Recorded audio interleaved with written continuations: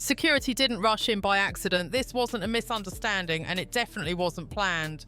In less than 3 minutes, Britain watched its Prime Minister lose control on live television, defy the Speaker of the House, and get forced out of Parliament as cameras rolled and the world stared in disbelief. This was not a protest, not a vote, not an election defeat. This was raw power collapsing in real time. And it all started with one calm voice, 7 devastating words, and a moment that may have permanently changed British politics. What you're about to hear explains exactly how Nigel Farage did the unthinkable and why the fallout is only just beginning. Wednesday afternoon, just after noon, the House of Commons is full with quo full. The green bench is packed. The voice familiar. Routine, almost boring. Prime Minister's questions begins the same way it always does, yet a ritual Britain has watched for centuries. MPs shuffle papers, cameras lock in. Broadcasters prepare for another predictable exchange of insults and rehearsed lines.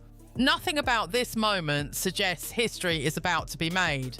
But beneath the surface, pressure is already building.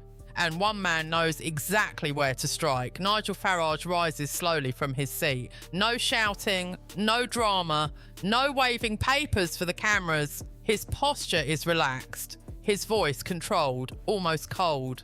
This alone catches the chamber off guard. Farage doesn't sound like a protester. He sounds like a prosecutor. He looks directly at the Prime Minister and begins listing numbers, facts, and failures with surgical precision. Channel crossings, billions in hotel costs, deportation flights quietly cancelled, promises broken. Then comes the line that changes everything. Leaked documents pointing to secret talks with Brussels about rejoining EU migration schemes.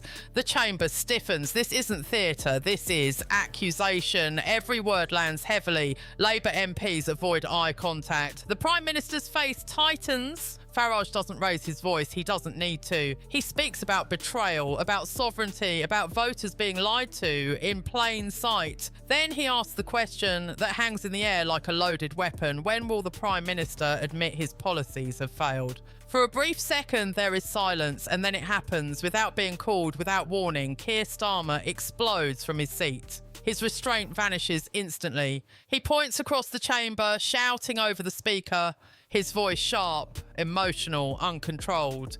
He accuses Farage of hatred, division, disgrace. This is not rebuttal, it's rage. Veteran MPs freeze. This isn't normal anger. This is a breakdown unfolding live. Speaker Lindsay Hoyle calls for order once, twice. The Prime Minister ignores him. He steps forward, still shouting, and still pointing, still spiralling. The authority of the office drains with every sentence. Hoyle's tone changes, calm, firm, final. He invokes Standing Order 43, a rule so rarely used that most viewers have never heard of it. The meaning is unmistakable. Even the Prime Minister is not above order. The instruction is clear: withdraw from the chamber immediately. Starmer hesitates. Disbelief flashes across his face. Then security moves in. The moment is devastating. Cameras zoom in, gasps ripple through the room. 2 officers approach the Prime Minister of the United Kingdom, guiding him toward the exit as his shoulders slump and his protests fade. No one intervenes, not his ministers, not his allies, not his party. In seconds, power evaporates. The most powerful man in Britain is escorted out like a disruption, not a leader. As the doors close behind him, Nigel Farage stands again, calm, controlled, almost quiet. He delivers one final line that seals the moment. This is what happens when leaders can't defend their record. They lose control. The contrast is brutal, and the damage is immediate. Within minutes, clips flood social media. Within an hour, the story dominates global headlines. Britain didn't just witness a heated debate, it watched authority collapse on live television. And the shockwaves are only beginning to spread. The political fallout begins instantly, moving faster than any crisis team can control. Within 60 seconds of the footage hitting social media, clips of the Prime Minister being escorted out of Parliament flood every platform. Slowed down videos, zoomed in reactions, side-by-side comparisons. Farage calm and composed, Starmer red-faced and furious. The images do more damage than any speech ever could. This is no longer about policy, it is about stability, temperament, and whether the country is being led by someone who can handle pressure. By the end of the first hour, international networks break into regular programming. Anchors struggle to find precedent. Commentators repeat the same phrase again and again. This has never happened before. A sitting British Prime Minister forcibly removed from the chamber. 3 centuries of parliamentary tradition shattered in real time. Foreign analysts openly question Britain's political stability. Allies quietly ask whether London is still predictable. The symbolism is devastating. Inside Labour headquarters, panic spreads. Emergency meetings are called as phones light up non-stop. MPs returning to their constituencies are confronted by furious voters demanding answers. Radio phone-ins explode with disbelief and anger. Even lifelong Labour supporters sound shaken. They aren't debating immigration numbers or EU policy. They're asking a simpler question. If the Prime Minister can't control himself in Parliament, how can he control the country?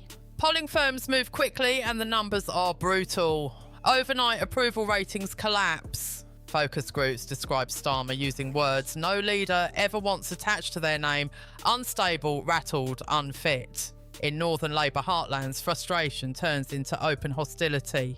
Meanwhile, Reform UK experiences the opposite effect. Their website struggles under a surge of new members, donations spike, social media engagement explodes. Momentum shifts visibly, measurably, and fast. That evening, Nigel Farage steps in front of microphones outside Parliament. No shouting, no celebration. His tone remains steady, almost statesmanlike. He frames the incident not as a victory, but as proof of failure at the top. He talks about leadership under pressure, about facts versus fury, about Britain needing calm decision makers in unstable times.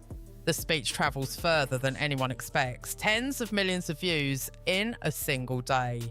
International headlines call it a political earthquake. Behind the scenes, Labour fractures. Senior figures privately admit the damage is severe. Whispers turn into arguments. Blame spreads. Some say Starmer should have ignored Farage. Others say he was provoked. But no one can explain why he lost control so completely. Potential successors begin positioning themselves quietly. Loyalty weakens by the hour. Opposition parties move in aggressively. Calls for a vote of no confidence grow louder. Constitutional experts flood the airwaves, debating whether a Prime Minister publicly ejected by the Speaker can realistically govern. Questions swirl about breaches of the ministerial code, about precedent, about whether the Speaker's authority has fundamentally shifted the balance of power inside Parliament, and through it all, Starmer remains silent. No statement, no apology, no clarification. The silence becomes its own scandal. In modern politics, absence is weakness, and the vacuum is filled instantly by rivals. Reform UK floods timelines with clips contrasting composure and chaos. Commentators replay the footage frame by frame, analysing every gesture, every raised finger, every ignored warning. By the end of the week, the polls confirm what the footage already showed. Labour's support collapses to levels not seen in years. Reform UK surges to within striking distance of overtaking them entirely. For the first time ever, Nigel Farage appears near the top of Best Prime Minister rankings. In some former Labour strongholds, Reform now leads outright. The political map of Britain begins to redraw itself in real time. This is no longer just a bad day in Parliament, it is a legitimacy crisis. Trust in politics drops to historic lows. For millions of voters, that single outburst becomes a symbol of something much bigger, a system cracking under pressure. And as the aftershocks continue to spread, one reality becomes impossible to ignore. This moment didn't just damage a Prime Minister, it may have changed the direction of British politics entirely. As the shock settles, the damage turns structural. What began as a meltdown becomes a full-scale leadership crisis. Behind closed doors, Labour MPs stop defending and start calculating. Letters of no confidence are quietly drafted. Party officials scramble to contain rebellion, but the mood has shifted beyond repair. The authority that once held the party together is gone, and without authority, fear replaces loyalty. Media pressure intensifies relentlessly. Every interview with a Labour minister becomes an interrogation. Attempts to reframe the outburst as passion collapse instantly under replayed footage. The public sees anger, not conviction. Spin fails because the images are too clear, too raw, too unforgettable. Late night shows mock it, editorials condemn it. Even sympathetic outlets question whether Starmer crossed a line he cannot walk back from. Meanwhile, Reform UK accelerates its campaign. With ruthless efficiency, Farage tours the country, projecting calm leadership while crowds chant against the government. The message is simple and effective. When challenged, this government breaks. Rallies grow larger, support solidifies. What once looked like protest politics now looks like a credible alternative to millions of voters searching for stability. The wider consequences deepen. International observers question Britain's reliability. Markets wobble briefly, reacting not to policy changes but to uncertainty at the top. Civil servants prepare for multiple scenarios, quietly acknowledging that leadership may soon change. The system moves into contingency mode. 3 weeks after the incident, internal opposition becomes public. Senior Labour figures openly criticise the Prime Minister's conduct. Confidence collapses inside the party just as it has outside. A man who entered office promising calm competence now symbolises volatility. The contrast is fatal. This is the turning point, not because of one argument, but because the illusion of control is gone. British politics runs on confidence, tradition and restraint, and all three were shattered in under 3 minutes. What follows now is not about speeches or apologies, it is about survival. The question facing Britain is no longer whether that moment mattered. It is whether the country has already crossed into a new political era, one where old rules no longer protect those who lose control. And if that is true, then this was not just the fall of a Prime Minister. It was the warning shot of something much bigger.